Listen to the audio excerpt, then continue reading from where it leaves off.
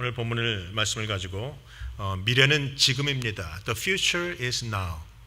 혹은 내 지경을 넓혀라 라는 두 가지의 제목을 가지고 여러분에게 하나님 말씀 증거하도록 합니다. 한국의 성공시대라는 그런 TV 프로그램이 오랫동안 있었습니다. 첫 번째는 정주영 회장님이었고, 마지막은 22살짜리의 박세리 나와서 LPGA에서 우승했던 것을 기념하며 나왔던 그런 프로그램들이 오랫동안 있었습니다. 그들을 가만 보면 고난과 아픔 속에서도 무엇인가 한 가지 일에 최선을 다해서 성공했던 사람들입니다. 한 가지 일로 말미암아 그들의 인생이 성공의 인생으로 바뀌었던 자들인 것을 볼 수 있습니다. 오늘 본문에 나오는 야베스 또한 마찬가지입니다. 그가 만약에 한국에 있었으면 성공시대에 이름이 올라갔음직한 사람입니다. 그러면 그가 성공했던 비결이 뭔가? 그가 남달리 뭔가 특별한 것은 아무것도 없습니다. 그가 했던 것은 딱 한 가지, 기도밖에는 없습니다. 우리가 지난주에 42주년 창립기념 예배 때 제가 말씀드린 것이 있어요. 교회가 기적이 나타나는데 기적이 있기 전에 반드시 기도가 있어야 된다. 교회도 기도가 있으면 기적이 나타나지만 개인적인 성도의 삶에도 기도가 있으면 기적이 나타납니다. 많은 분들이 얘기합니다. 목사님, 기도는 하나님의 뜻을 알기 위해서 하는 것이지요. 틀린 말이 아니고 맞는 대답입니다. 그러나 또 한 가지 개인적으로는 기도는 복받기 위해서 하는 것입니다. 영적인 복만이 아니라 육적인 모든 복까지도 그 안에는 포함이 되어 있다는 것을 볼 수 있습니다. 성경에 나오는 많은 사람들은 다 기도하는 사람들이었습니다. 오늘 나오는 야베스도 그랬고, 다윗도 그렇고, 히스기야도 그렇고, 그리고 모든 사람들, 신약에 오면 베드로나 바울이나 다 기도함으로 인생의 고난에서 하나님을 경험하고 기적을 체험했던 사람들입니다.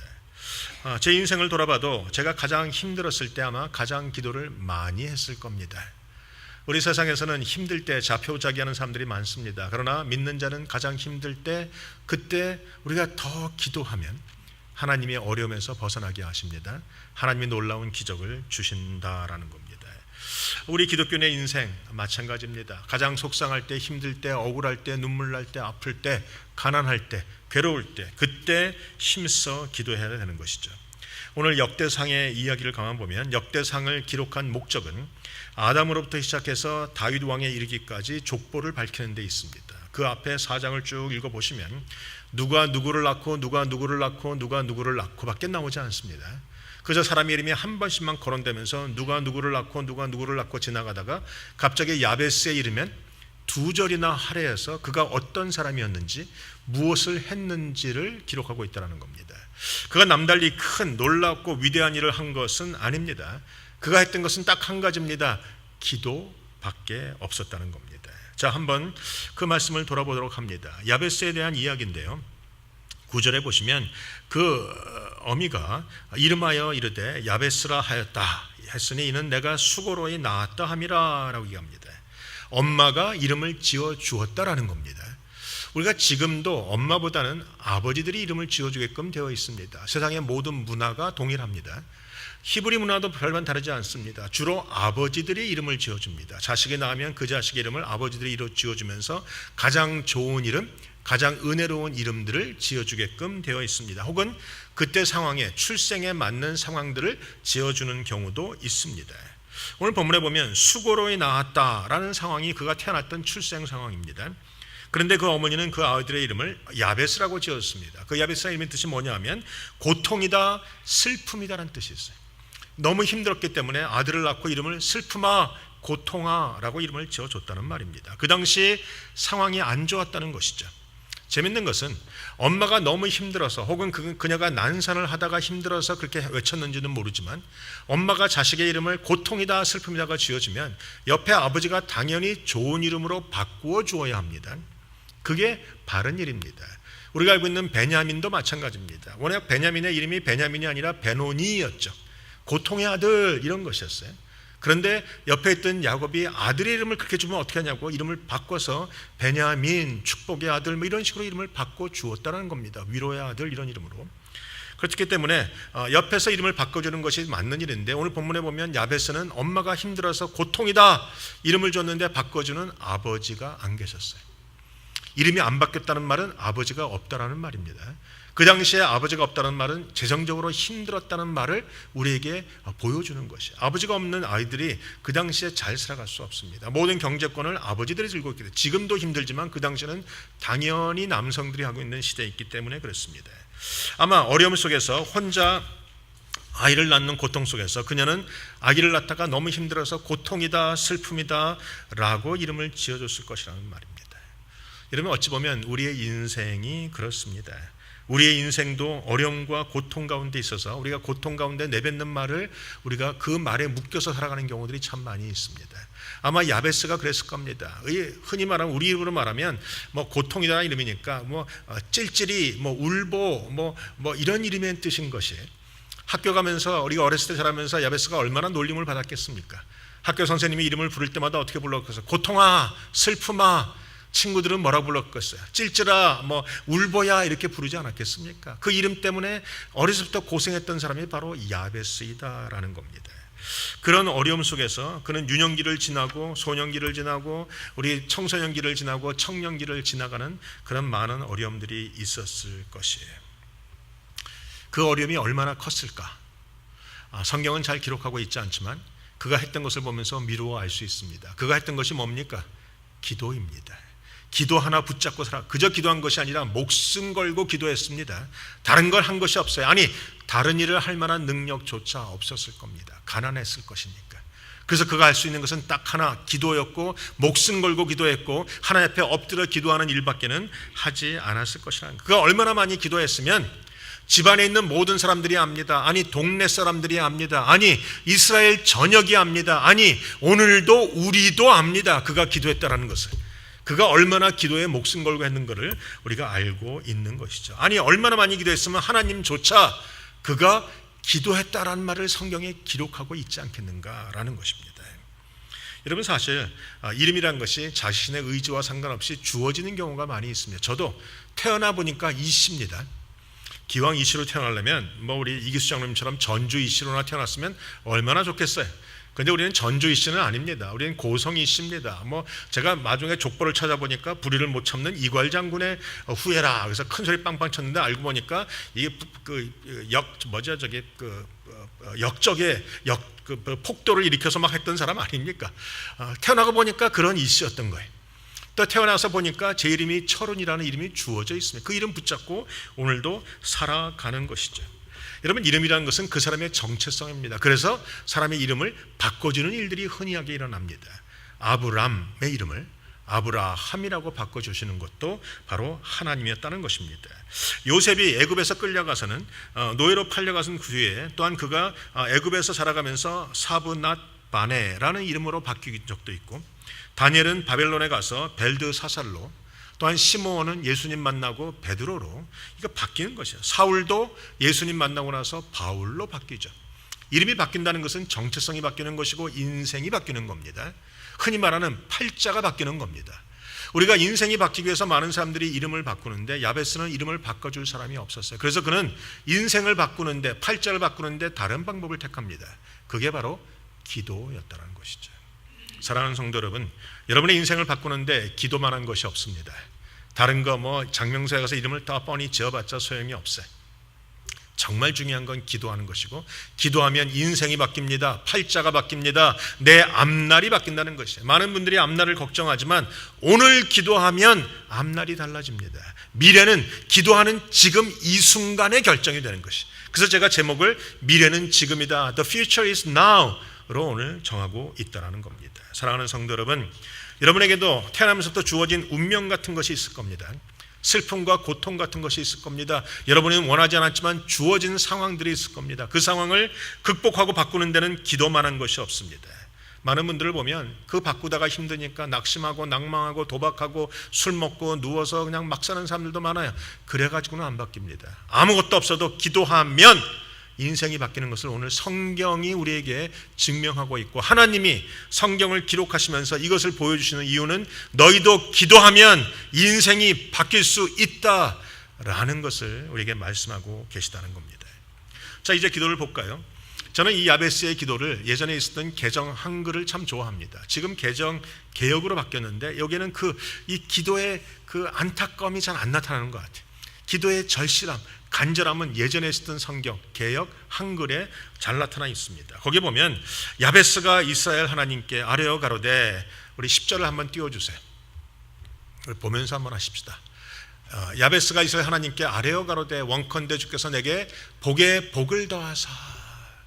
지금 성경은 그저 나에게 복을 달라고 하는데 예전 성경은 복에 복을 더하사 반복적으로 하고 있는 것을 설명하고 있어요. 사실 원어는 강조하고 있는 것을 한글 성경이 이렇게 기록한 것입니다. 성경에 보면 복에 복을 더한다는 말은 여기밖에는 없습니다. 나중에 성경에 보면 은혜 위에 은혜를 더한다고 하는 표현이 한 군데 나오지만 복에 관한 한 여기 있는 이 구절이 유일무이한 구절이라는 것입니다. 여러분, 이 야베스는요, 복을 주시는 분이 누군지를 분명히 알았습니다. 복은 내가 얻어내는 게 아닙니다. 복은 주시는 분이 따로 있습니다. 복은 하나님이 주시는 것이라는 것이죠. 성경은요, 하나님이 복 주시는 하나님이라는 말씀이 100번 이상 기록되어 있어요. 하나님이 사람을 제일 처음 창조하시고도 가장 먼저 하신 것이 복을 주시는 일이었습니다. 창세기 5장 2절에 보면 하나님이 천지를 창조하시고 사람을 만드신 후 제일 먼저 주신 것이 복이에요. 남자와 여자를 창조하셨고 그들이 창조되던 날 하나님이 그들에게 복을 주시고 그들의 이름을 사람이라 일컬으셨더라. 복을 먼저 주시는 하나님. 그래서 여러분이 복 받기 위해서 기도하는 것 괜찮습니다. 옳은 것입니다. 합당한 것입니다. 기도하면 당연히 복을 받게끔 되어 있다는 것이죠. 하나님이요, 사람에게 이름 주시기 전에 복을 주셨어요. 사람에게 뭘 하라 말씀하시기 전에 복을 먼저 선포하셨던 분이 하나님이시라는 거예요. 야베스가 이것을 정확하게 알았습니다. 하나님이 복 주시는 분인 것을 알았기 때문에 그는 하나님 나에게 복 주십시오, 이 나에게 복에 복을 더해달라고 기도하고 있다는 것입니다. 여러분, 우리가 알고 있는 찬송가도 그런 성경 말씀이 있지 않습니까? 그런 찬송가 구절이 있지 않습니까? 하나님이 나의 복의 근원이라, 이런 찬송가도 있어요. 찬송가를 뒤져보니까요, 복과 연결된 찬송가가 126편 이상이 됩니다. 그만큼 복이라는 것은 사람에게는 중요한 이슈라는 거죠. 여러분, 나는 복 필요 없어, 나는 영적인 것만 알면 돼, 그건 좀 거짓말인 것 같아요. 사람은 복을 받아야 합니다. 영적인 복 받아야 되고 육적인 복도 받아야 합니다. 그래서 한동안 순복음교회 조영기 목사님이 뭐라고 하셨습니까? 영육간의 강건한 복을 말씀하고 계셨다라는 것입니다. 사랑하는 성도 여러분, 미리미리 기도하십시오. 젊었을 때 기도하십시오. 편안할 때 기도하십시오. 그러면 고난이 올 때 하나님이 이기게 해주십니다. 고난 가운데 승리하게 하시고 부흥을 주시고 복을 주시고 평안함 주시고 형통함 주신다라는 것입니다.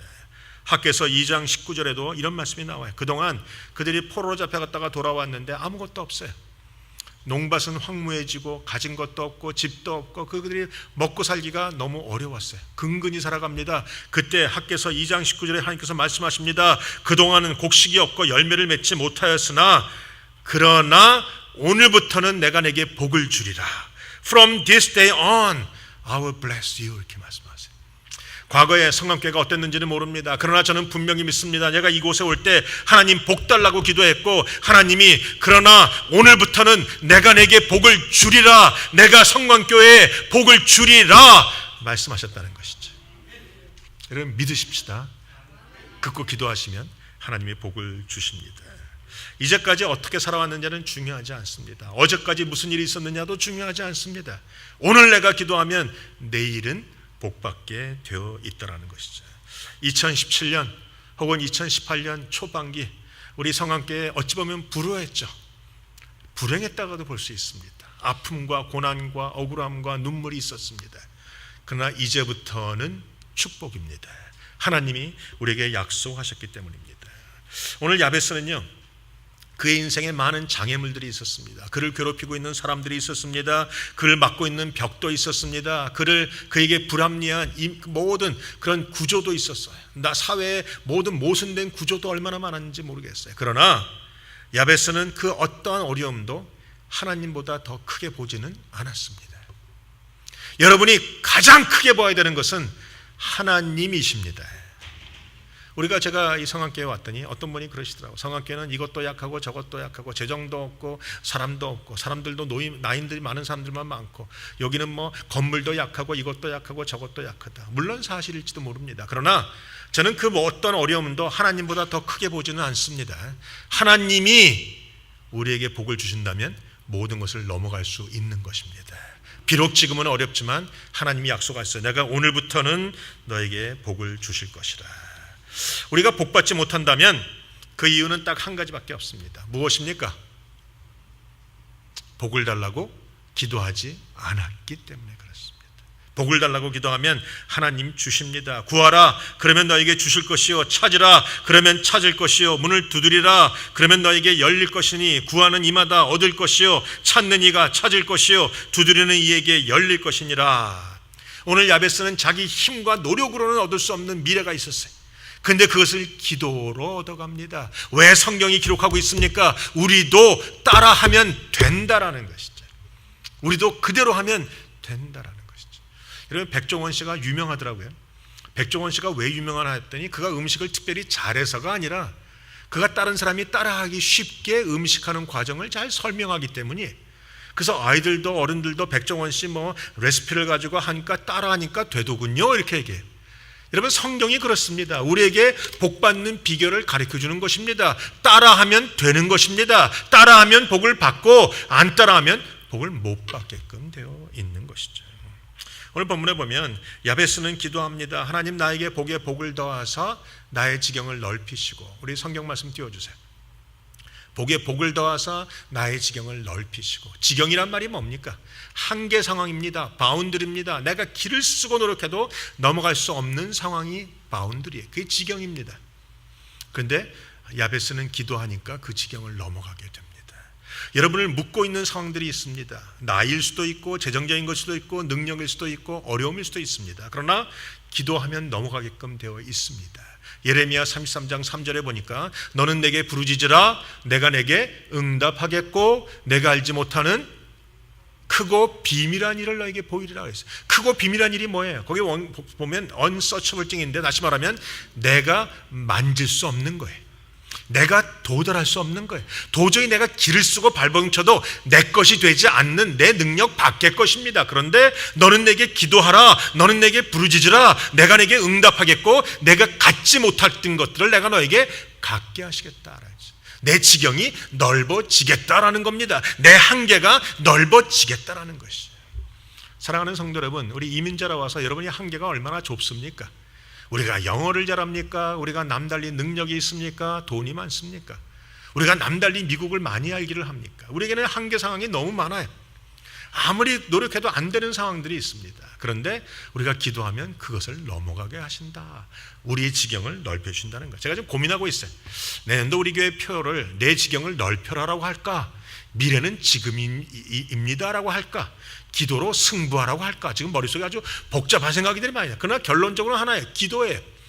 기도하면 성광교회에 우리 이전에 받지 못했던 놀라운 복들이 오게 되리라 믿습니다. 야베스는 한계 상황에 있었고 그 한계 상황을 넘어가자 하는 꿈이 있었어요.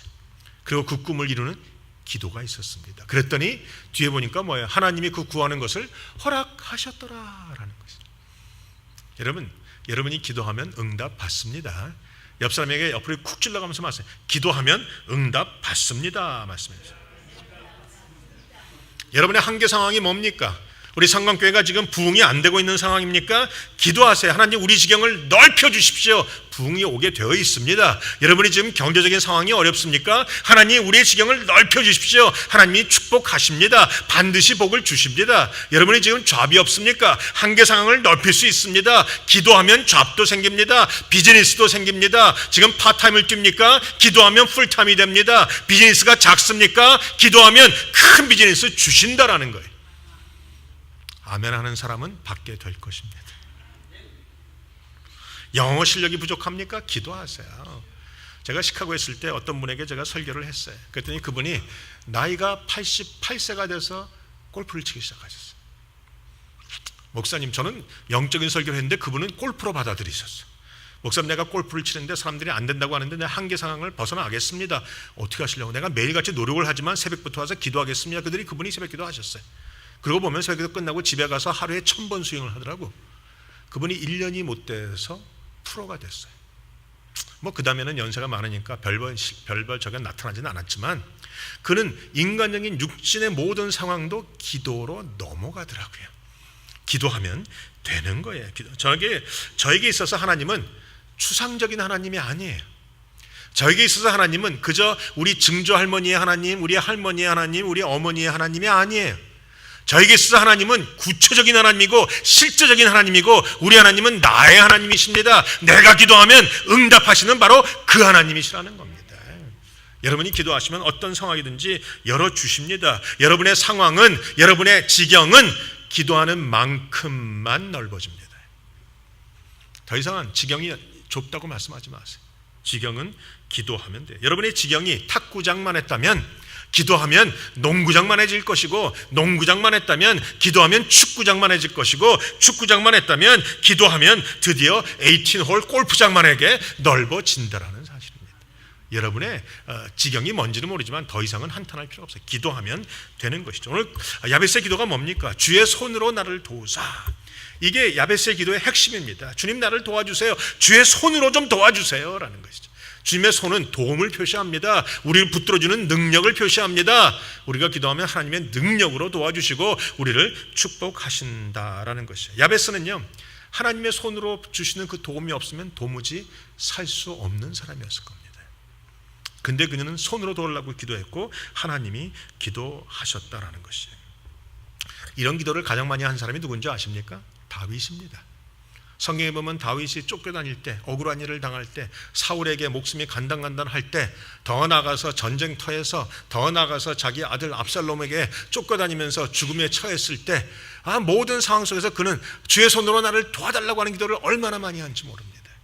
기도하면 하나님 응답하십니다. 도와주신다라는 것이죠. 야베스나 다윗이나 다 어려웠던 시절 하나님 앞에 기도함으로 살아갔던 사람이 바로 그것이죠.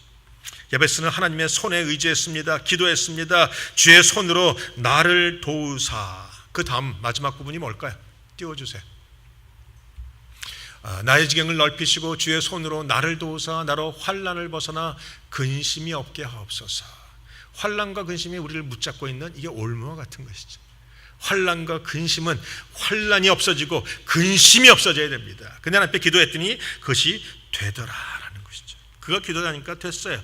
악으로부터 오는 모든 어려움, 사람들로 봤던 모든 근심, 재정적인 환난, 모든 것 다 풀어지게 되었더라라는 것입니다. 여러분이 살아가면서 억울한 일 안 당하십니까? 당하실 겁니다. 근심이 없으십니까? 근심이 찾아옵니다. 그럴 때 이 기도 선포하세요. 제가 이 교회 와서 이 기도를 하려고 했던 이유가 뭐냐면, 새벽을 기도하는데 뒤에 앉으신 어떤 권사님이 계속 이 기도를 하고 있더라고. 그래서 이게 이분들이 기도를 알고 있구나. 그래서 이 기도를 한번 여러분에게 해야겠다라는 생각을 가졌어요. 여러분, 야베스의 기도는 유창해야만 하는 게 아닙니다. 믿음이 좋아야만 하는 것도 아닙니다. 간단한 기도고 짧은 기도입니다. 주께서 내게 복에 복을 더하사 주의 손으로 나를 도우시며 복에 복을 더하사 나의 지경을 넓히시고 주의 손으로 나를 도우시고 나로 환난과 근심에서 벗어나게 하옵소서.